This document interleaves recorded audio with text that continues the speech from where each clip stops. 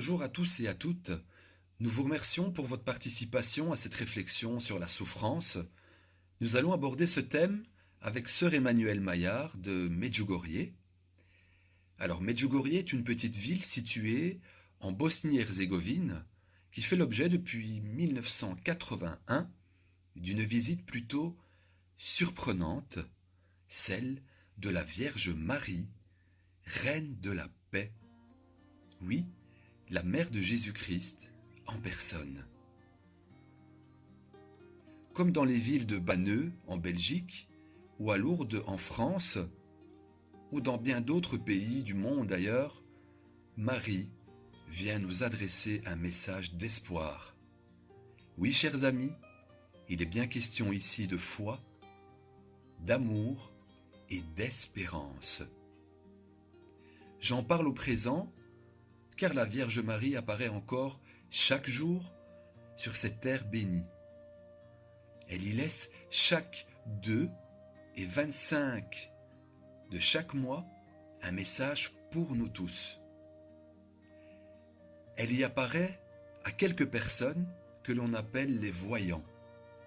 Attention, il ne s'agit pas ici de voyants au sens ésotérique du terme, c'est-à-dire qui ne disent pas l'avenir, c'est-à-dire qui ne voient pas l'avenir. Non, il s'agit ici de personnes qui voient. Il s'agit ici de voir, comme vous voyez votre écran de télévision, ou votre portable, ou votre écran d'ordinateur. Les voyants voient et rencontrent la Vierge Marie. Il s'agit ici d'une rencontre, chers amis, de la rencontre, celle d'une mère avec nous, ses enfants, catholiques, chrétiens, orthodoxes, musulmans, bouddhistes, bref, avec le monde entier. Voici le message du 2 septembre 2017 que la Vierge Marie nous adresse. Elle parle de la souffrance, cette même souffrance qui a transpercé son cœur de douleur lors de sa vie sur terre. Un message difficile, mais tellement rempli d'espoir, car notre souffrance prend alors tout son sens.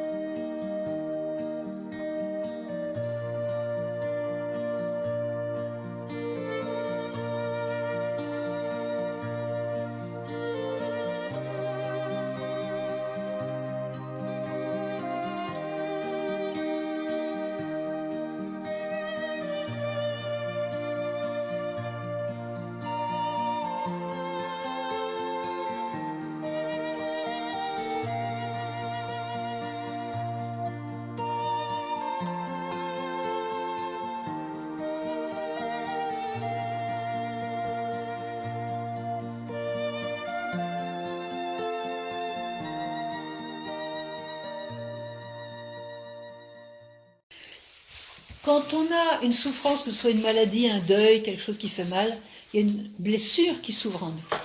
Et cette blessure fait mal, et elle saigne, et elle nous rend vulnérables, elle nous rend hypersensibles, elle nous rend quelquefois fleur de peau.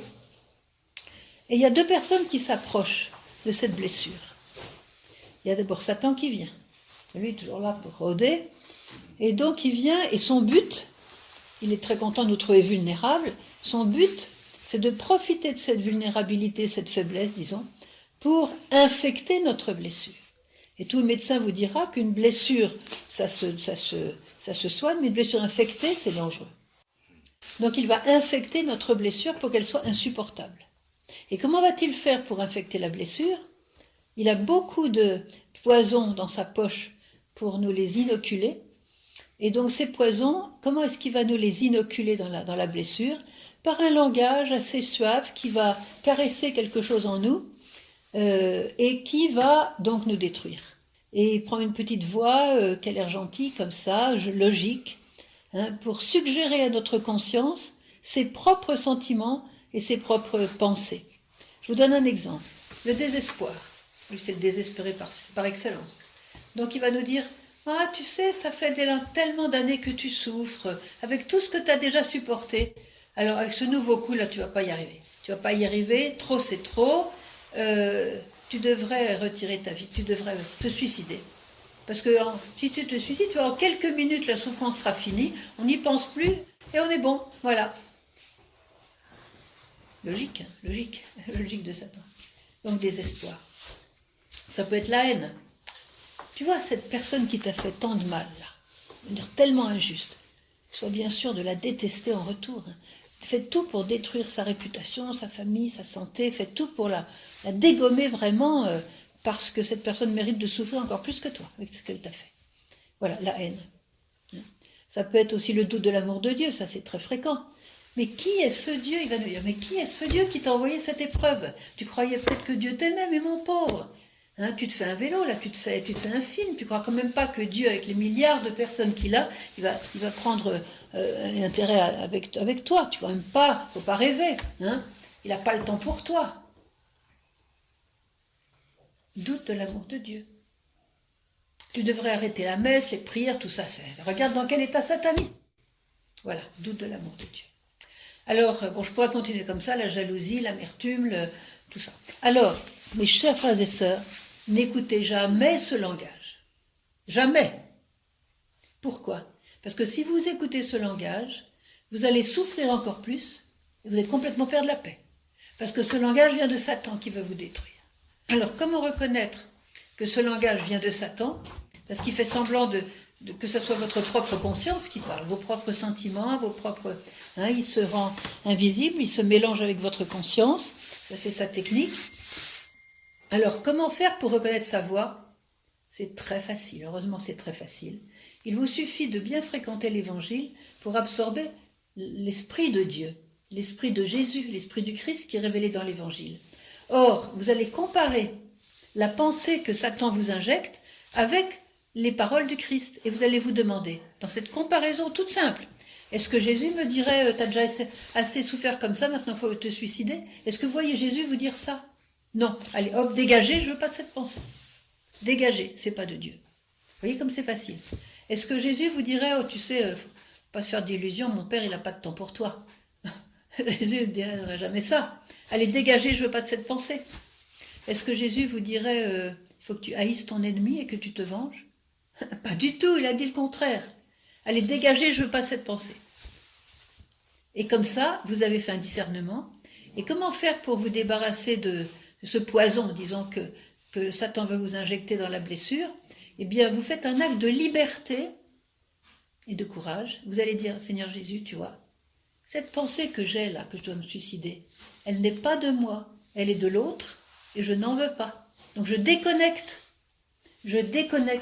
même si ça vous hante encore, parce que Satan il est bon pour nous donner même des obsessions. Hein. Je déconnecte, Seigneur, cette pensée, même si elle me vient comme ça malgré moi, elle n'est pas à moi, je la refuse, je la rejette, parce qu'elle vient de l'autre, elle ne m'appartient pas. Et Seigneur, je choisis ton esprit par-dessus cette pensée-là. Je choisis ton esprit, celui de l'Évangile. Et vous avez fait une belle victoire dans la tentation. Est-ce que vous me suivez? Oui. Alors je vous disais qu'il y a deux personnes qui s'approchent de votre blessure. Évidemment, la deuxième personne, c'est Jésus, heureusement pour nous. Et alors lui, son langage va être complètement différent. D'abord, Satan fait beaucoup de bruit. Il est agité. Il est agressif. Et en même temps, il peut se faire très suave, comme ça, pour se faufiler. Il est tout à fait bon pour imiter les gens. Alors, Jésus va nous parler dans le silence du cœur. Jésus ne va jamais nous parler dans les vagues, dans l'agitation, dans le manque de paix, dans la confusion, non.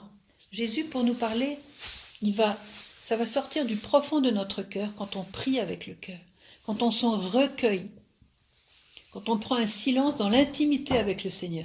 Là, je ne dis pas qu'on va entendre sa voix avec nos oreilles, mais en tout cas, on va entendre, disons, son murmure dans notre cœur. Comme Jésus l'a dit à même sœur Faustine, il a dit, ma fille, sache que je parle à toutes les âmes. Mais rares sont les âmes qui entendent le murmure de ma voix. Parce que nos propres pensées, tout notre cinéma intérieur et le bruit extérieur de ce monde actuel nous distraient. Et on a du mal à entrer dans le tabernacle de notre cœur pour retrouver le Seigneur et la voix, comme Jésus dit, le murmure de ma voix. Vous voyez? Donc dans une très grande intimité, on va entendre Et qu'est-ce que Jésus va nous dire? Jésus va nous dire, n'aie pas peur, comme il l'a dit 365 fois dans la Bible, hein, n'aie pas peur mon enfant, je suis avec toi. Et tu vois, regarde mes mains, mes pieds, mon côté, regarde comme j'ai souffert moi aussi. Je comprends ta souffrance. Il va même ajouter, ta souffrance est aussi la mienne, comme la Vierge Marie nous l'a dit un jour, pendant la guerre. Ta souffrance est aussi la mienne, je la partage. Mais ne t'inquiète pas, n'aie pas peur, parce que toi et moi ensemble, on va y arriver. Abandonne-toi complètement à moi. C'est à moi d'y penser. C'est mon problème, c'est pas le tien. Abandonne-toi complètement à moi. Et si Jésus voit qu'on accepte de s'abandonner, il va nous demander une faveur très importante, qui va tout changer. Il va nous dire, mon enfant, donne-moi ta blessure. Offre-moi ta souffrance, ta maladie, ton deuil, ton malaise. Donne-moi ta blessure. Et si j'accepte de donner ma blessure à Jésus, il va prendre le cadeau. Et non seulement il va prendre le cadeau, mais il va trouver ce cadeau d'une extrême valeur, infiniment précieux pour lui, ce cadeau. Et qu'est-ce qu'il va en faire de ce cadeau? Qu'est-ce qu'il va faire de ma blessure? Il a son plan. Il va mettre ma blessure sur sa blessure du cœur, le cœur transpercé de Jésus. De sorte que ma blessure et sa blessure se fondent en une seule blessure, pour que je sois complètement unie à lui. Et là, c'est lui qui fait cette opération-là, il a pris le cadeau que je lui ai donné. À partir de maintenant, cette blessure, elle est à lui, je l'ai donnée, elle n'est plus à moi, et il s'en sert. Il s'en sert pourquoi? D'abord, il la place dans son propre cœur, disons, blessé, transpercé. Et là, je vais vous poser une question. À part le sang et l'eau dont on a conscience dans l'évangile de Jean, qu'est-ce qui est issu, qu'est-ce qui a jailli du cœur ouvert de Jésus? L'amour, quoi d'autre? Son pardon aussi. Son pardon, bien sûr. Quoi d'autre? La souffrance. Il a souffert, mais c'est pas ce qui a jailli. Il a souffert avant que son cœur soit blessé. La bonté. La bonté, bien sûr. Tous les sacrements, en fait. Oui, ça c'est une parole qui nous a donné. Tous les sacrements, bravo mon père, tous les sacrements, toutes les grâces. Quoi d'autre? La paix, la lumière, la miséricorde, la force, le Saint-Esprit. Tout ça, c'est venu du cœur ouvert de Jésus. Alors, vous avez bien compris mon propos. Si moi j'ai mis ma blessure dans la blessure de Jésus, je participe à ce flot de bénédiction qui sort du cœur de Jésus. Je suis dedans. Autrement dit, je participe. Parce que qu'est-ce qui est sorti aussi du cœur de Jésus, hein, avec les sacrements, avec toutes ces grâces-là? La rédemption. Le don du salut, de la rédemption. Donc si moi je suis fondue à lui parce que je lui ai donné et il l'a mise là, si moi je suis unie à lui dans son cœur blessé, eh bien je vais participer au travail de rédemption que fait Jésus. Je vais participer à l'œuvre de salut que fait Jésus avec sa passion, quand il se donne complètement à son Père par sa souffrance, sa mort et sa résurrection. Alors vous voyez, c'est très très beau parce que là, je trouve ma vocation. Et ma vocation, au-delà de tout ce qu'on peut faire sur la terre pour le bon Dieu, ma vocation, c'est justement de vivre cette sacerdoce royal des fidèles qui consiste à collaborer avec le Rédempteur pour l'œuvre de la rédemption. Et ça, c'est très grand et ça donne toute la valeur de notre vie chrétienne. Alors, évidemment, le fruit Quand vous savez que en offrant votre souffrance, eh bien, il y a des gens qui, en plus, qui vont être sauvés. Vous voyez, comme dit saint Paul, j'achève dans ma propre chair ce qui manque à la passion du Christ pour son corps qui est l'Église. Ça veut dire que vous allez aider Jésus, et grâce à cette aide que vous allez lui fournir, il va sauver plus de personnes qu'il n'en aurait sauvé avant sans vous. Vous voyez un petit peu l'impact de l'offrande de ma blessure, ou jusqu'où ça va.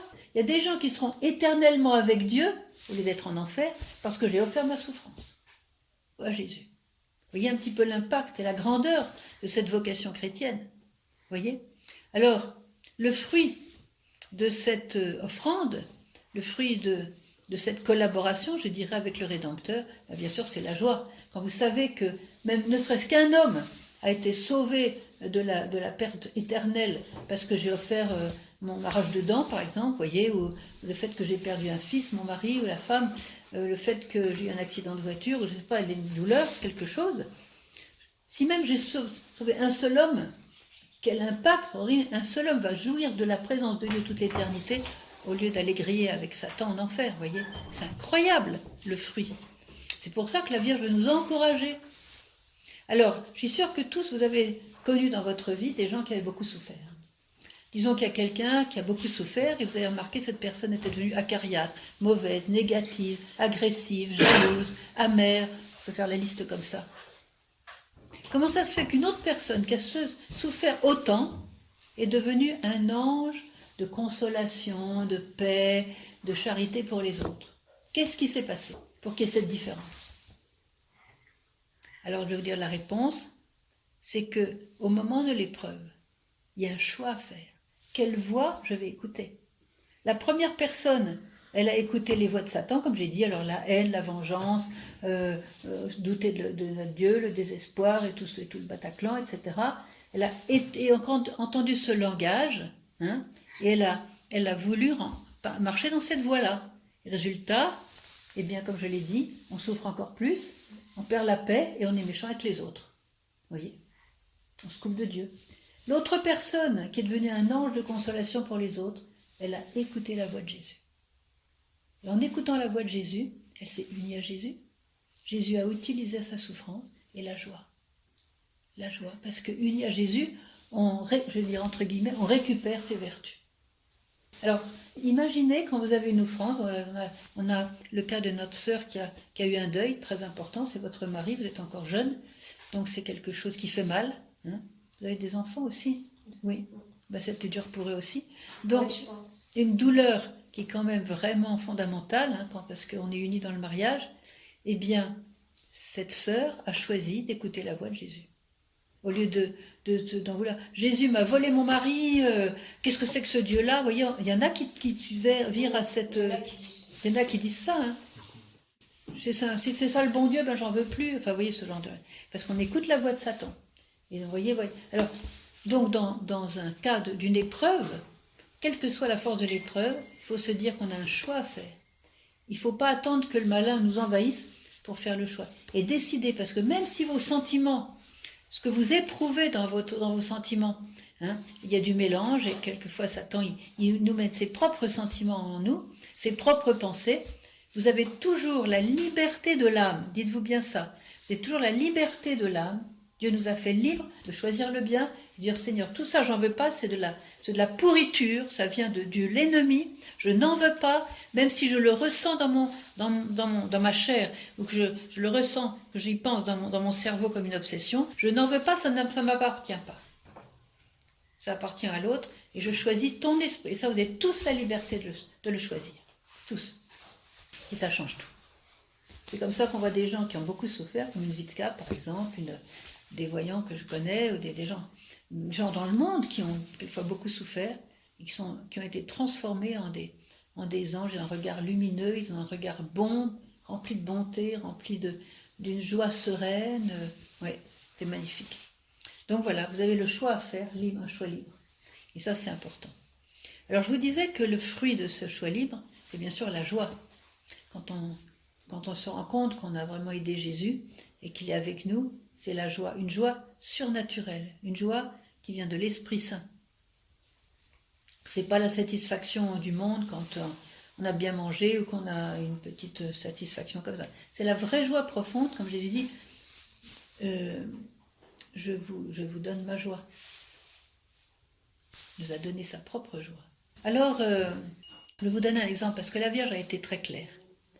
Elle nous met, vous voyez, c'est pour ça que vous êtes à Medjugorje, elle nous met sur le chemin de la sainteté. Et le chemin de la sainteté n'est pas le chemin que le monde nous propose.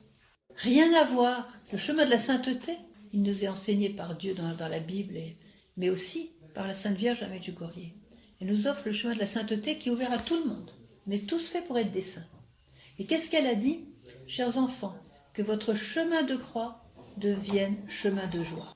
Alors ça paraît contradictoire, mais si elle l'a dit, elle sait de quoi elle parle parce qu'elle-même a vécu ça. Que votre chemin de croix devienne chemin de joie. Tiens, viens à côté de moi là. Que votre chemin de croix devienne chemin de joie. Je vais vous donner un bel exemple de Witska. Un jour, Witska a été souvent malade, elle a eu des tumeurs de tous les sens, etc. Donc, elle a été un jour à Rome pour se faire enlever une tumeur à la gorge. Elle revient de Rome, et puis je la vois avec une grande cicatrice comme ça, encore rouge, toute fraîche. Et je lui dis, oh ben Witska, ça a dû être dur pour toi, à Rome, cette opération. Elle me regardait avec un grand sourire, et avec les yeux pleins de lumière, plein de joie, enfin, la lumière, quoi, la joie, la lumière. Et elle me dit, tu sais, sœur Emmanuelle, c'était merveilleux. Parce que, tu vois, on aime tellement Jésus, qu'on cherche toujours des cadeaux à lui faire. Alors quand on a une maladie, une tumeur, une opération, quelque chose qui fait mal, et ben voilà, le cadeau tout trouvé qu'on peut lui donner. Il n'y a pas à chercher loin.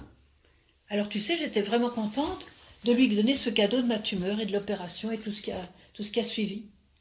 Elle me dit, tu sais, c'était extraordinaire de pouvoir donner ça à Jésus. Et elle était pleine de joie. Vous voyez la différence entre quelqu'un qui suit le chemin de la sainteté, main dans la main avec la Sainte Vierge, et puis quelqu'un qui va râler en disant, ah, pourquoi moi, etc. Vous voyez? Et ça nous change la vie. Ça nous change un homme, ça nous change une femme, ça nous change la vie. Ça nous change un prêtre. N'est-ce pas, mon père? Voilà. Alors, il y a donc cette joie qui vient, c'est vraiment la joie du Christ lui-même. La joie de donner sa vie pour que d'autres trouvent la vie, trouvent le chemin du ciel.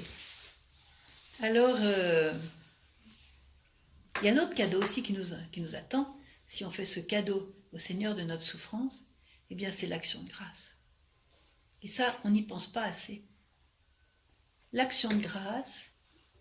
Alors écoutez, la Vierge a donné un message qui est très important à retenir. Chers enfants, lorsque vous avez une souffrance, une maladie, une douleur, souvent vous dites « Ah, pourquoi c'est tombé sur moi et pas plutôt sur quelqu'un d'autre ?» Non, chers enfants, ne parlez pas ainsi. Lorsque vous avez une souffrance, une maladie, une douleur, dites plutôt à Dieu, « Seigneur, je te remercie pour le cadeau que tu me fais. » Et vous pouvez ajouter, « Seigneur, si tu as un autre cadeau pour moi, je suis prêt. » Je vous disais que c'était le chemin de la sainteté, ça ne vient pas en 24 heures, attention. Hein. Ça ne vient pas en 24 heures. Et je vais vous raconter un autre épisode de la vie de Witska, puisqu'elle est avec nous, là, enfin, elle était avec nous dans le village, maintenant elle est un petit peu en dehors du village. Au début des apparitions, elle habitait donc chez ses parents dans la Maison Bleue, que vous connaissez bien, et voilà que la maman avait fait des pommes de terre frites, et comme elle avait utilisé l'huile pour les frites plusieurs fois, cette huile était maintenant trop vieille, elle voulait la jeter. Donc elle sort de la maison, sur le pas de la porte, avec cette grande bassine d'huile encore bouillante. Il y a une petite de 3 ans qui jouait dans la cour, et qui est tombée dans les jambes de la maman, qui a perdu l'équilibre. Witska, heureusement, était à côté de la maman. Quand elle a vu ce qu'elle est arrivée, en une seconde, elle a fait un geste violent, elle a poussé la petite sur la gauche, mais en faisant ce geste, elle s'est retrouvée à sa place. Et c'est elle qui s'est pris la douche de l'huile bouillante. Alors déjà l'eau bouillante, hein, c'est pas agréable. Alors l'huile bouillante, ça continue à cuire la peau, c'est horrible. Alors imaginez la chose. À l'époque, c'était en 81-82 maximum, il n'y avait pas de voiture, il n'y avait pas de téléphone, il n'y avait pas le secours, il n'y avait pas les pompiers, il n'y avait pas tous ces services-là de santé.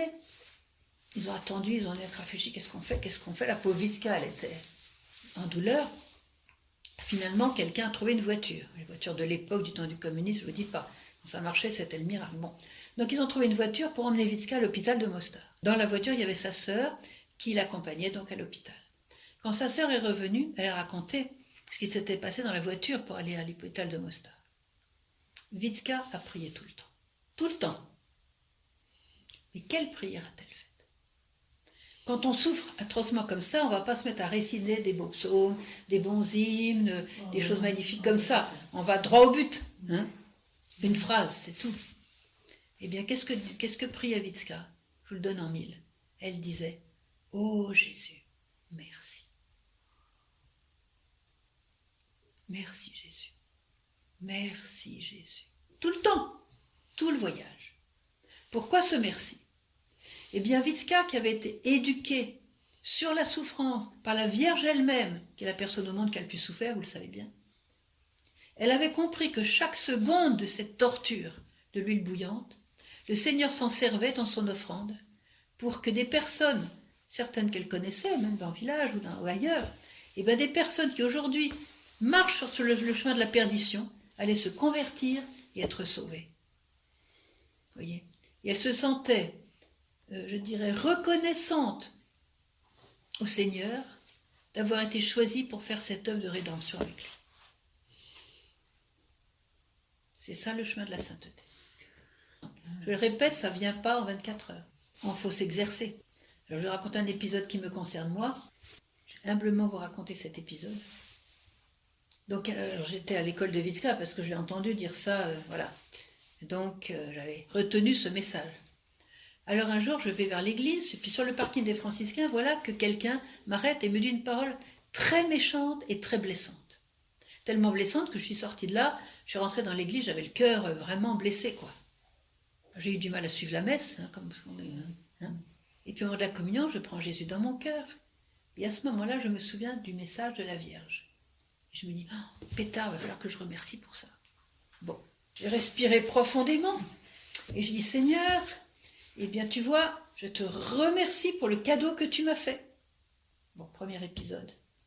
Je me suis souvenu de la deuxième partie de la phrase. Alors, je me suis dit, je ne vais pas y arriver. Je ne vais pas y arriver, s'il y a un autre cadeau, je ne vais pas y arriver. J'ai essayé. J'ai dit, Seigneur, j'ai encore respiré un bon coup comme ça. J'ai dit, Seigneur, si tu as un autre cadeau pour moi, si jamais tu avais un autre cadeau pour moi, Seigneur, attends. Eh bien, ça veut dire que la sainteté, ça ne vient pas en 24 heures, il faut s'exercer. Je signale que quand même, quand je suis retournée à la maison en passant par le parking, cette même personne est venue me trouver pour me demander pardon. C'était comme ça. Donc le Seigneur a enlevé l'épine vite fait. Voilà, plutôt que de me donner un autre cadeau, il m'a enlevé l'épine. Voilà. Alors, je dis toujours, c'est important de s'exercer. Et grâce à Dieu, chaque jour, on a une occasion de s'exercer. Dans les petites choses, les petites vexations de la vie quotidienne, bon ben, voilà que se met à pleuvoir des torrents, je suis sur la montagne, j'ai pas pris de parapluie, et voilà que c'est maintenant des torrents qui nous tombent du ciel, je vais tremper comme une soupe, etc. Donc, vous voyez, des petites vexations comme ça. Je donne un exemple. Voilà, je suis dans ma voiture, j'ai un rendez-vous très important, je ne peux pas me permettre d'être en retard à ce rendez-vous, et devant moi, sur la route, il y en a un. Et il y en a un qui visiblement ne sait pas conduire. C'est un conducteur du dimanche, comme on dit. On ne sait pas s'il va tourner à gauche, à droite, on ne sait pas s'il va s'arrêter pile. Vraiment, juste au moment où j'ai un rendez-vous, c'est quand même dommage. Alors là, attention, je suis dans l'épreuve. Je suis dans l'épreuve. Qu'est-ce que je vais choisir? Est-ce que je vais écouter la voix du malin? C'est-à-dire, est-ce que je vais commencer à blasphémer, à appeler cet homme, ce conducteur devant moi de tous les noms, hein? Est-ce que je vais me mettre en colère? Ou est-ce que je vais entendre la voix de Jésus? Alors, bien sûr, je vais essayer d'entendre la voix de Jésus. Et si j'écoute la voix de Jésus, qu'est-ce que je vais dire à Jésus dans ma prière? Oh Jésus, merci pour le gentil frère que tu as placé devant moi. Non, mais pas un deuxième. Et j'ai remporté une victoire. J'ai remporté une belle victoire. C'est pour ça que le Seigneur a permis qu'il y avait cet homme devant moi. C'est parce qu'il voulait que je remporte une victoire. Et j'ai grandi sur le chemin de la sainteté. Peut-être que si je m'étais mis en colère, j'aurais plutôt sombré. Est-ce que vous me suivez? Vous voyez le choix que vous avez à faire dans chaque petite vexation de la vie quotidienne. Un autre exemple. Ça va te plaire, Marcel. Arrête de pleurer, va. Il y a mon mari qui a son anniversaire ce soir. Et il aime beaucoup le tiramisu. D'ailleurs, je suis sûre que vous aimez beaucoup le tiramisu. Il n'y a pas de tiramisu en Afrique par hasard. Oh, mais on en mange ici. Alors, j'ai été vraiment contente de lui faire un excellent tiramisu. J'ai pris le meilleur chocolat, le meilleur café, les meilleurs biscuits. Je me suis vraiment fendue pour faire le meilleur tiramisu du monde, pour lui faire plaisir. C'est son anniversaire. Alors, je suis toute contente, il va bientôt arriver. Il y a un coup de téléphone qui m'appelle. Bon, je vais à la pièce d'à côté. Je réponds au téléphone, ça dure 5 minutes. Je reviens dans la cuisine. Le chat a mangé le tiramisu. C'est quand même trop bête. Alors, épreuve. Je suis dans l'épreuve. Je suis dans l'épreuve. Qu'est-ce que je vais choisir? Vous voyez, c'est à ce moment-là que je fais mon choix. Est-ce que je vais blasphémer? Est-ce que je vais assassiner le chat? Est-ce que je vais me mettre en pétard pour être complètement défiguré quand mon mari arrive? Ou est-ce que je vais écouter la voix de Jésus? Je vais bien sûr écouter la voix de Jésus. Et qu'est-ce que je vais dire à Jésus? Eh bien, tu vois, Jésus, j'ai fait ce tiramisu pour mon mari pour lui faire plaisir. Eh bien, tu vois, le tiramisu, eh bien, il est tout pour toi. Profite bien. Il est tout pour toi, je te le donne. Voilà. Et quelquefois, on se fait piéger dans un premier moment comme ça. Un premier moment un peu spontané. On se fait piéger et on dit « Ah, attention, il y avait l'épreuve, je me suis un petit peu plantée, je reviens, Seigneur. J'ai dit ça, mais tu vois, en fait, je rejette cette mauvaise pensée parce que je choisis ton esprit. » Vous voyez? Comme une deuxième prise de conscience. Oui. Mais c'est bien parce que plus vous allez vous rendre compte du mauvais et le corriger, plus le mauvais va disparaître. Vous voyez, il va s'estomper. Alors, vous voyez qu'on a tous la possibilité, soit dans un premier jet, soit dans un deuxième jet, de faire une victoire, de l'amour sur la haine, de Dieu sur Satan. Vous voyez? Et ça, on est tous capables de faire ça. Et donc, je vous raconte ces histoires pour que vous preniez conscience que dans le cas d'une épreuve, il y a un choix à faire. Et si on ne fait pas un choix, on se laisse emporter dans le sens de la chair, dans le sens de la nature humaine, qui est blessée par le péché. Et c'est beaucoup plus facile de réagir avec Satan qu'avec Dieu. Voilà, parce qu'on est blessé par le péché originel, tout simplement, plus les péchés qu'on a rajoutés. Alors, je pense au Padre Pio, lui, il disait, le drame de l'humanité, c'est la souffrance qui n'est pas offerte. Il disait même, vous voyez, bon, il était très célèbre, il faisait des confessions extraordinaires, il voyait les âmes, bon. Il disait, ici à San Giovanni Rotondo, il y a beaucoup de gens qui viennent dans l'espoir de se faire retirer leur croix, leur maladie, leur souffrance. Mais il y en a très peu qui viennent pour apprendre à porter la croix. Vous voyez, il y en a qui veulent se débarrasser de la croix, il y en a qui veulent apprendre à porter la croix. Mais si vous apprenez avec Marie à porter la croix, vous allez courir sur le chemin de la sainteté. Parce que vous allez mettre votre croix dans la croix de Jésus. Et c'est lui qui va vous porter. Vous voyez? Et ça, c'est très important. Parce que tout le monde souffre. Et si vous ne souffrez pas encore, soyez patients, ça va arriver. Alors, la Vierge l'a dit, tous, vous éprouverez la douleur, dans une mesure plus ou moins grande. Toute personne éprouvera la douleur dans une mesure plus ou moins grande. C'est une prophétie qui fait que, ben voilà, de toute façon, on a déjà commencé à souffrir. C'est pas une nouveauté, plus ou moins. Mais c'est pour ça que la Sainte Vierge nous donne ça, pour pouvoir, justement, nous préparer dans les prochaines souffrances, celles d'aujourd'hui, dans les prochaines souffrances, de bien réagir. Alors, il y a un moment, au moment de la messe, qui est particulièrement favorable pour faire ces offrandes-là, c'est évidemment l'offertoire. Je vous recommande, pour ceux qui chantent pendant la messe, ou même pour le prêtre, de bien souligner l'offertoire. Parce que, quelquefois, on vient juste de faire la quête, il y a le baiser de paix, tout ça, on se serre la louche, tout ça, bon c'est bien, mais du coup l'offertoire il passe à l'as. C'est pas que le frère le fait pas, mais les fidèles sont pas toujours attentifs à l'offertoire. L'offertoire est un moment très important pour nous, parce que qu'est-ce qui se passe dans l'offertoire? Le prêtre met le vin dans le calice, mais vous avez remarqué qu'il rajoutait une goutte d'eau. Eh bien, cette goutte d'eau représente mon offrande. C'est dans cette goutte d'eau que je mets mon offrande à Jésus, dans le cœur de Jésus. Et ça peut être l'offrande de ma souffrance, de ma maladie, de mon travail, de mes joies, de mes peines et de mes êtres chers. Et du monde. Parce que dans le monde, il y a des personnes qui ne viendront jamais à la messe. Comment est-ce qu'ils vont offrir leur souffrance? C'est moi, dans ma goutte d'eau, je mets la souffrance du monde. Vous voyez? Et j'élargis, pas seulement mon mari, ma femme et mes enfants, j'élargis à d'autres personnes. Vous voyez? Alors, la goutte d'eau va se fondre au vin. On ne peut plus la reprendre. Donc, le prêtre, après, il va consacrer le vin dans le sang du Christ. Et bien, ma goutte d'eau, elle va devenir sang du Christ. Transformation. Transformation. Ma souffrance va être complètement, je dirais, plongée dans celle du Christ. Dans le sang du Christ. Alors, quelques minutes plus tard, que va faire le prêtre? Il va offrir au Père Céleste le corps et le sang du Christ. Mais quand le Père Céleste, parce que vous savez, l'autel de la messe, tous les jours, c'est comme le Golgotha, ça vous le savez, où le Christ, à nouveau, s'offre à son Père. Si vous ne le saviez pas, maintenant vous le savez. C'est pour ça que la messe est très importante au centre de notre vie, nous dit Marie. Donc, le prêtre va offrir au Père Céleste le corps et le sang de son Fils, comme Jésus s'est offert lui-même avec Marie au Golgotha. Mais le Père Céleste, lui, quand il voit arriver l'offrande de son Fils, qu'est-ce qu'il va voir avec l'offrande de son Fils? Mon offrande, et puis celle de ceux qui sont autour de moi, bien sûr.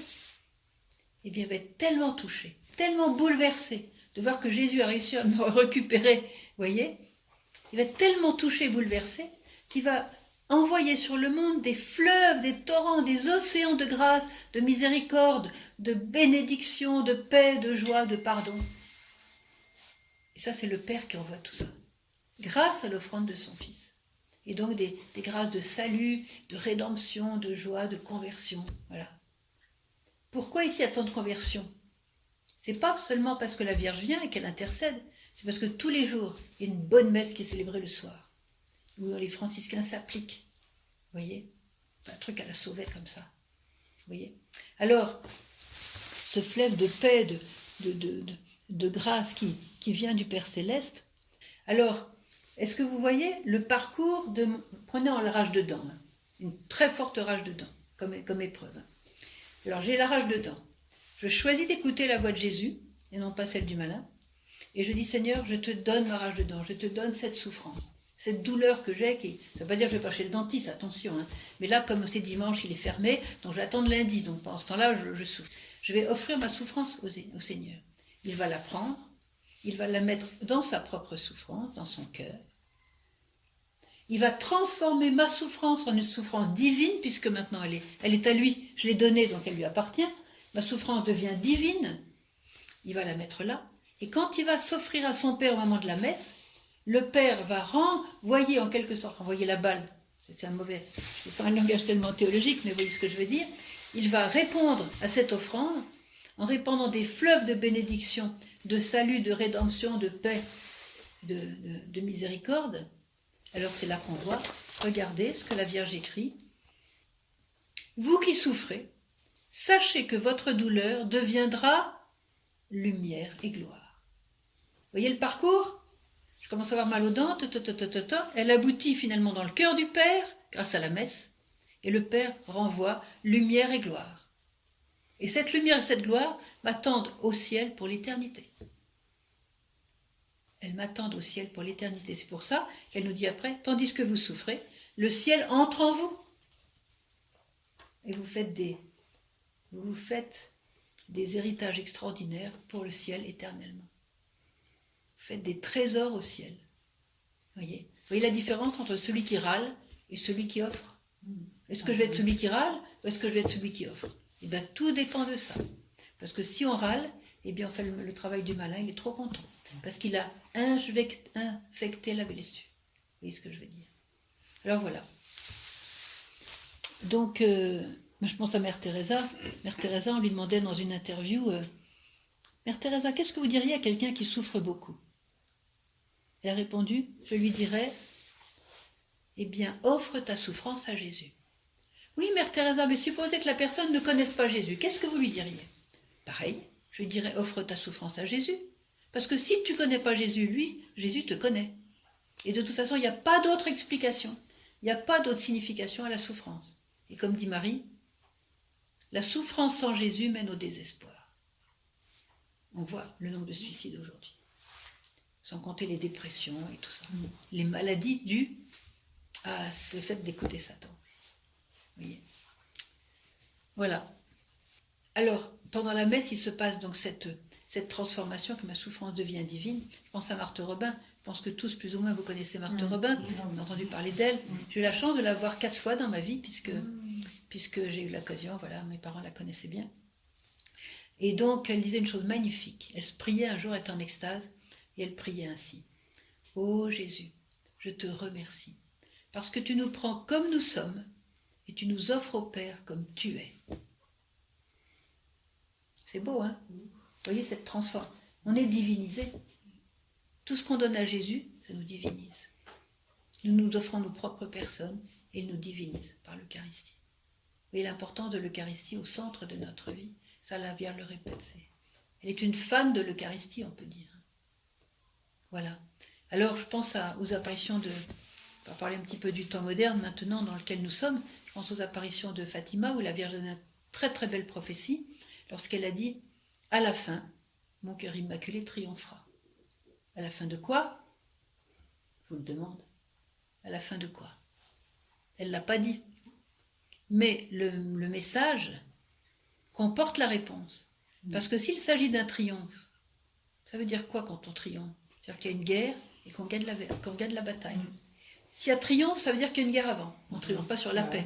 Quand tout va bien, on ne va pas dire je triomphe. Et sur quoi? Et sur qui? Il n'y a pas d'ennemi. Donc, il y a une guerre avant le triomphe. Et Witska nous a dit, prenez courage, hein, mes chers frères et sœurs, Witska nous a dit, le triomphe du cœur immaculé est très, très proche. Très proche. Et Maria, l'année dernière, quand elle était à Vienne chez le cardinal Schönborn, elle a dit, devant tout le monde, le triomphe du cœur immaculé a déjà commencé. Et on le voit, il y a des choses extraordinaires qui se passent dans le monde aujourd'hui. Il y a de la persécution à fond la caisse, c'est sûr, mais il y a beaucoup, beaucoup de signes de conversion magistrale, des gens qui témoignent devant des milliers de personnes, alors qu'avant, c'est pas pareil. Alors, il y a cette transformation, cette divinisation de tout ce qu'on a.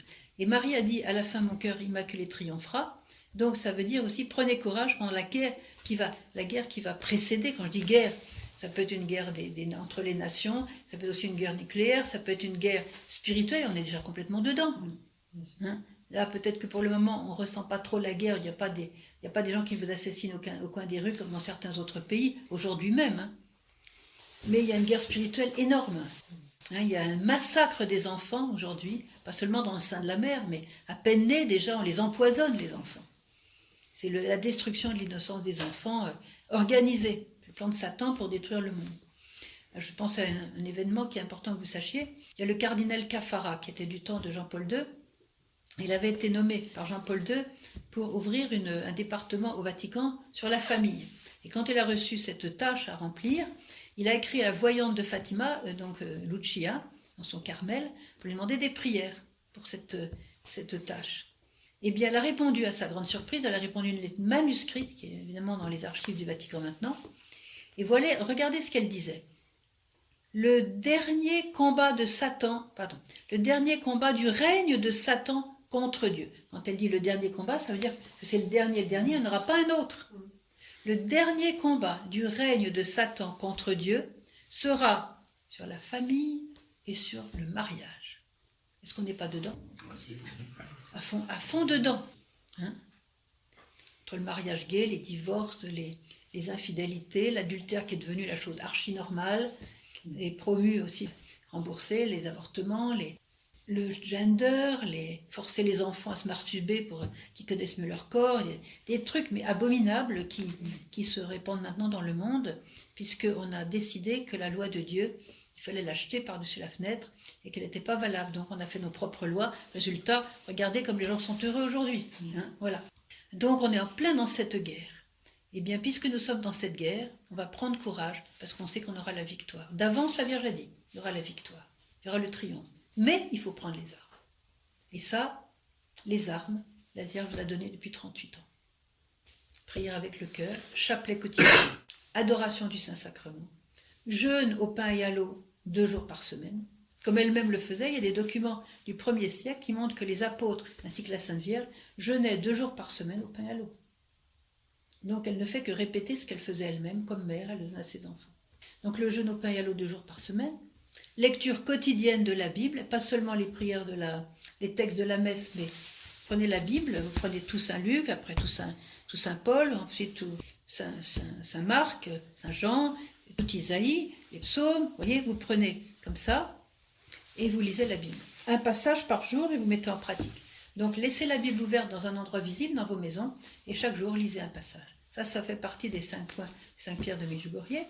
Et puis elle a demandé aussi qu'une confession au moins mensuelle. Elle a dit, il n'y a personne sur la terre qui n'aurait pas besoin d'une confession mensuelle. Donc au moins mensuelle. Quand elle a parlé au groupe de prière, elle a demandé 1 fois par semaine. Au moins mensuelle. Pour tenir le cap dans le monde où nous sommes, qui est un monde non seulement païen, mais anti-chrétien. C'est pire que d'être païen. Païen, c'est quand on ne connaît pas Dieu, mais anti-chrétien, c'est quand on lutte contre lui, c'est pas pareil. Et en France, on lutte contre lui. Alors là, on est servi. En Belgique aussi. En Belgique aussi, absolument. Ouais, ouais. En Belgique aussi. Alors, bon, il y a toutes ces sectes aussi, comme les francs-maçons, comme les satanistes, enfin, il y a tout ça qui se développe malheureusement comme des champignons. Bref. Alors, ce que je veux dire, c'est que dans ce combat, il y a aussi un 5e point par la confession mensuelle, de mettre Jésus Eucharistie au centre de notre vie. C'est-à-dire Jésus vivant au centre de notre vie. Que la messe soit l'activité la plus importante pour votre vie. La messe et la prière, bien sûr.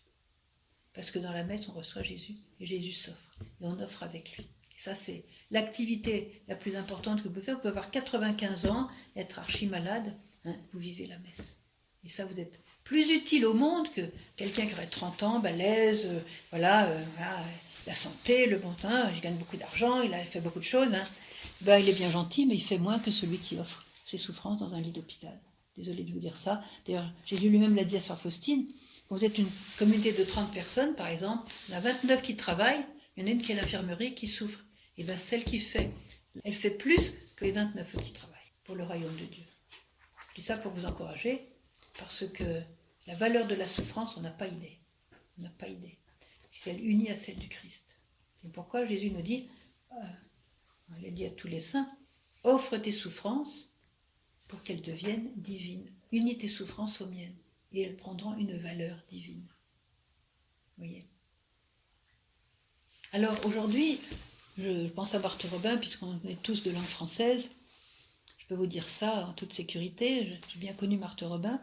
J'avais 17 ans la première fois que je l'ai rencontrée. Vous voyez, j'étais il y a quelques années de ça, un petit peu d'années, oui, c'est vrai. Et alors elle disait, en parlant de l'Église, il n'y aura plus rien, apparemment. Il y a un moment qui va arriver où il n'y aura plus rien. Sauf quelques îlots, quelques foyers de ferveur, des familles qui prient, des petits groupes de prière humbles, peut-être même cachés, pas des grands machins qui en jettent, des petits foyers de ferveur. Et c'est ça qui va former l'Église de demain et le triomphe de l'Église. Parce que je vous dire aussi une chose qui va vous faire plaisir, c'est que dès le début des apparitions, on a su que quand tous les secrets seront révélés, eh bien, ça sera la fin du pouvoir de Satan. Eh bien, pas trop tôt.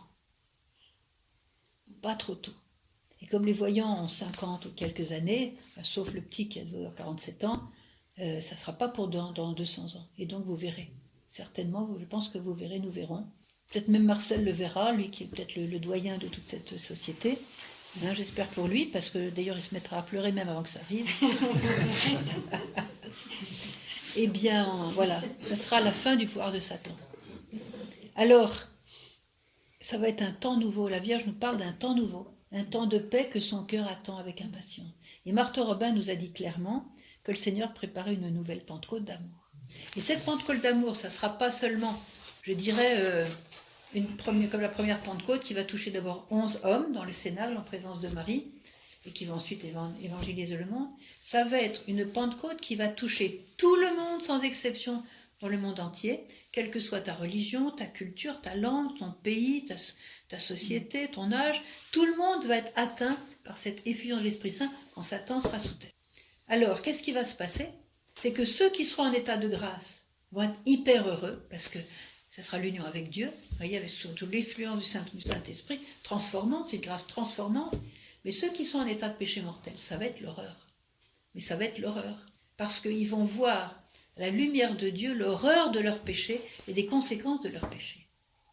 Et s'ils ne se sont pas repentis, parce que Dieu est bon, il pardonne les péchés, mais ils ne sont pas allés se repentir pour que leur péché soit pardonné, ça va être l'horreur des souffrances de type de purgatoire. Et ils auront l'occasion de demander pardon, bien sûr. Mais je dis ça parce qu'il ne faut pas négliger la confession, il ne faut pas négliger qu'on ne rigole pas avec la miséricorde de Dieu. Il ne faut pas faire la fausse miséricorde qui est à la mode aujourd'hui. « Oh ben Dieu est bon, tout le monde il est beau, tout le monde il est gentil, fais ce que tu veux, de toute façon, tout le monde ira au ciel, l'enfer n'existe pas, encore moins le purgatoire, et puis Dieu est bon, tout le monde il va aller au ciel. » Et bien ça c'est la grosse tarte à la crème moderne, c'est ce qu'on appelle la fausse miséricorde, la grimace de la miséricorde. Pourquoi Jésus est mort sur la croix si tout le monde il est bon, tout le monde il est gentil? Je me demande. Pourquoi il a fallu le sacrifice du Christ? C'est qu'il y avait un enjeu quand même. Voilà, alors, on appelle ça cette nouvelle Pentecôte d'amour qui va toucher tous les cœurs, on appelle ça aussi l'illumination des consciences. Tout le monde sera pris dans cette illumination des consciences, et c'est maintenant qu'on va vraiment entrer dans le combat pour prendre les armes et combattre avec Dieu. Je vous donne un message qui va vous rassurer aussi, c'est que Marie a dit, chers enfants, je vous invite tous, mes enfants, à venir vous blottir sous mon manteau maternel afin d'être protégés des attaques sataniques. Parce que Satan augmente en puissance de jour en jour, vous le voyez, la Vierge l'a dit, il devient de plus en plus agressif parce que son heure est venue bientôt. Donc plus on va se rapprocher du triomphe, plus ça va être dur. La Vierge nous a dit, chers enfants, votre combat est difficile et va l'être encore plus. Vous l'avez vu l'année dernière, ce message. Il faut lire les messages, parce qu'elles nous donnent des indications très importantes. Votre combat est difficile, il va l'être encore plus. Elle n'est pas pour nous poser de la pommade en disant, vous inquiétez pas, tout va bien. Non, elle dit, tout va mal. Tout s'écroule, elle nous dit. C'est elle qui nous le dit. Ce n'est pas les prophètes de malheur. Mais, ceux qui sont avec moi, n'ayez pas peur, je suis avec vous, je vais vous protéger. Donc elle dit, je vais prendre sous mon manteau maternel pour que vous soyez protégés des attaques sataniques. Alors quel est ce manteau? Ça se comprend avec le mystère de l'Annonciation, quand l'ange lui a dit, l'Esprit Saint viendra sur toi et la puissance du Très-Haut te couvrira de son ombre. Donc ce manteau que Marie a et qu'elle a gardé, c'est cette puissance du Très-Haut, c'est Dieu lui-même qui l'a couverte. Ça veut dire que Satan n'a jamais pu pénétrer avec ses flèches empoisonnées là, pénétrer vers la Vierge, parce que elle était couverte par Dieu lui-même. Donc ceux qui se mettent sous son manteau vont être automatiquement protégés des flèches empoisonnées de Satan. Mais il faut être sous son manteau. Autrement dit aussi contre son cœur immaculé, son cœur maternel. Et comment faire pour vraiment être avec elle? Eh bien, elle a donné toutes les clés ici à Medjugorje. Elle a donné toutes les clés. Ce que je viens de dire, les 5 points, les 5 pierres de Medjugorje. Lisez les messages, vous aurez toutes les clés nécessaires pour combattre le bon combat et être victorieux. Il nous a donné d'avance la promesse de la victoire. D'ailleurs, quand tout allait mal à Jérusalem au moment de la mort du Christ, imaginez les apôtres qui avaient suivi cet homme extraordinaire qui marchait sur les eaux, qui guérissait les malades, qui ressuscitait les morts, qui fermait la bouche des hypocrites, qui parlait comme nul autre homme n'a parlé, qui multipliait les pains pour 5000 personnes alors qu'il y avait 3 pains et 2 poissons, ou 5 pains et 2 poissons, qui faisait des choses extraordinaires, vous voyez. Ben voilà, il a été arrêté comme un malfaiteur, on l'a torturé à mort, et maintenant il est mort, il est mis au tombeau. Et toute l'histoire se finit là. Imaginez l'état des apôtres, qui avaient complètement investi leur vie sur ce Jésus de Nazareth. Eh bien, qui était debout à ce moment-là? Qui tenait debout avec la foi? Ben, c'est Marie. Donc ceux qui sont dans le manteau de Marie, ils vont être debout. Dans l'épreuve, ils vont être debout. Si vous êtes avec Marie. Vous n'êtes pas avec Marie, je ne vous donne pas cher de comment vous allez tomber.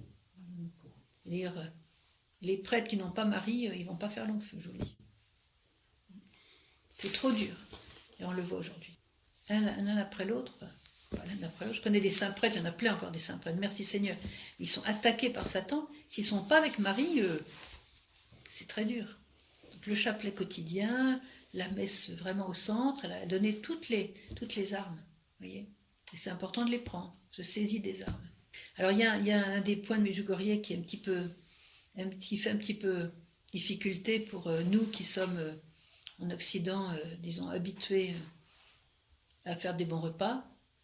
Alors, c'est le jeûne de pain wallot. Alors j'ai fait un petit livret sur le jeûne, donc je vous suggère de le lire, parce que pour le jeûne, il y a 5 principaux fruits du jeûne. Hein, et ça va vous encourager. D'abord, le jeûne nous permet de chasser Satan et de l'empêcher de rentrer. Elle nous dit, chers enfants, seulement par le jeûne et la prière, vous pouvez empêcher les guerres, des choses vitales, hein. Vous pouvez empêcher les guerres, arrêter les guerres et suspendre les lois naturelles, les tsunamis, les tremblements de terre, les inondations, les incendies, tout ce qui est les avalanches, tout dépend où vous habitez. Hein. Eh bien, si vous voulez empêcher un tremblement de terre, un massacre, une guerre, le jeûne et la prière. Elle dit seulement par le jeûne et la prière. Vous avez un troisième truc, il est véreux. Seulement par le jeûne et la prière. Je vais donner un exemple. Une famille arrive de l'Irlande et très très douloureux parce qu'il y avait le papa, la maman et la fille de 24 ans. Il y a aussi un fils de 30 ans qui n'était pas là, le médecin, et lui il avait perdu la foi. Il était devenu alcoolique et il faisait le jeu au casino. Donc il avait perdu ses clients à cause de l'alcool et son argent à cause du casino. Autrement dit, c'était la cata complète. Il venait pour demander des prières à la Sainte Vierge. Alors quand ils m'ont demandé des prières, je dis bien sûr, je vais prier pour Patrick, mais est-ce que vous savez comment la Vierge a demandé, comment on fait pour arrêter les guerres? Quand elle a parlé des guerres, elle parle d'abord les guerres entre nations, et la guerre, elle commence dans mon cœur. Hein? Ensuite, elle sort à l'extérieur dans ma famille, et ensuite elle va vers les nations. Et si je fais si je fais la paix dans mon cœur, la guerre extérieure va s'en aller. Parce que l'origine de la guerre, c'est mon cœur, c'est nos cœurs.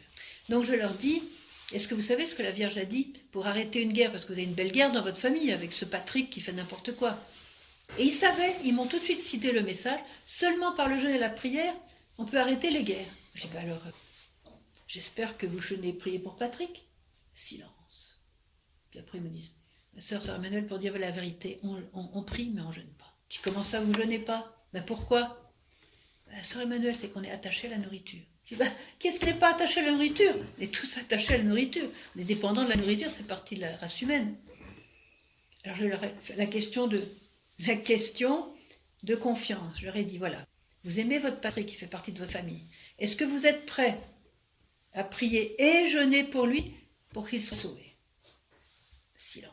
Bon, sœur Emmanuel, d'accord. On va rentrer à la maison, on va faire tout ce que la Sainte Vierge dit, on va jeûner et on va prier pour Patrick. Je dis, écoutez, vous avez compris le message, c'est bien, rentrez en paix à la maison et faites ce qu'elle dit. Tenez-vous bien. 3 semaines plus tard, ce Patrick qui ne connaissait rien de Medjugorje, qui ne savait même pas que ses parents étaient en pèlerinage, quant au jeûne, n'en parlons pas, et la prière non plus, 3 semaines plus tard, à l'improviste, le Patrick s'arrête de boire. Fini. C'était fini pour l'alcool. Quelques 3-4 mois plus tard, il avait couvert toutes ses dettes du jeûne. Il a retrouvé ses clients, maintenant il a retrouvé la foi, il pratique sa foi, il est tout content, parce qu'il est délivré de ses addictions, de ses dépendances, et voilà qu'il a trouvé une belle jeune fille chrétienne, il va se marier avec. Alléluia. Donc, vous voyez, et ça faisait des années que ces parents-là priaient, sans jeûner. Il a fallu qu'ils jeûnent, et toc, la victoire a été faite. Parce que la Vierge a dit, chers enfants, avec la prière et le jeûne, vous pouvez tout obtenir. C'est elle qui l'a dit, heureusement que c'est elle qui l'a dit, parce que je n'oserais pas vous dire ça. Par le jeûne et la prière, vous pouvez tout obtenir. Combien de guerres durent pendant des années, pour ne pas dire des générations, dans certaines familles, parce qu'on prie mais on ne jeûne pas. Et comme dit Jésus, cette espèce-là ne se chasse que par le jeûne et la prière. Et s'il n'y a pas le jeûne dans votre Bible, c'est que c'est une Bible qui n'a pas... et quelquefois, malheureusement, il saute des mots, mais rajoutez-le. Seulement par le jeûne et la prière, cette espèce-là, d'ailleurs la plus terrible, eh bien on peut les chasser. Les apôtres qui avaient prié n'ont pas réussi. Que Jésus arrive et ils n'avaient pas jeûné. Voilà. Donc c'est important, vous voyez. Puis mettre Jésus au centre, vous n'avez pas besoin de vous le raconter, je vous ai parlé un petit peu de la messe. Voilà. Eh bien voilà, mes chers frères et sœurs, vous voyez, alors la Vierge compte sur nous pour combattre avec elle. Elle nous appelle les apôtres de son amour. Alors qu'est-ce qui veut être apôtre de son amour? Levez le doigt.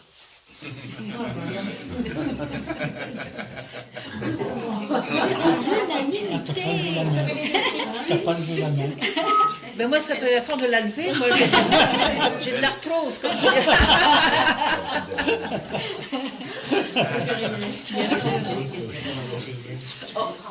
Alors, mes chers frères et sœurs, est-ce que vous êtes prêts pour le combat? Vous êtes prêts pour aller prendre les armes? Voilà.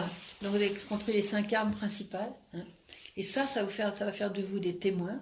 Parce que si vous avez la paix au milieu de la boue et de la détresse présente dans le monde, vous allez être remarqué. Hein. On va vous demander, mais comment ça se fait que tu as encore la paix au milieu de ce chaos?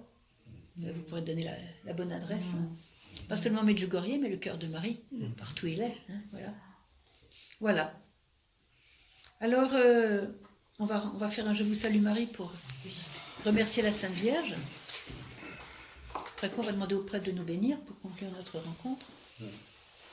Je vous salue Marie. Pleine de grâce, le Seigneur est avec vous. Vous êtes bénie entre toutes les femmes, et Jésus, le fruit de vos entrailles, est béni. Sainte Marie, Mère de Dieu, priez pour nous pauvres pécheurs, maintenant et à l'heure de notre mort. Amen. Gloire soit au Père, Au Fils et au Saint-Esprit, comme il était au commencement, maintenant et toujours, et dans les siècles des siècles. Amen. Marie, Mère et Reine de la paix, Priez pour nous. tous les saints et les anges du ciel, Priez pour nous. au nom du Père et du Fils et Le Seigneur soit avec vous. Et avec votre esprit. Que Dieu Tout-Puissant nous bénisse, nous garde dans son amour, d'être les messagers et apôtres de cet amour de Dieu, amour que Marie sollicite que nous puissions être les apôtres de notre Père, du Fils et du Saint-Esprit. Amen. Amen. Vive Marie! Vive Marie.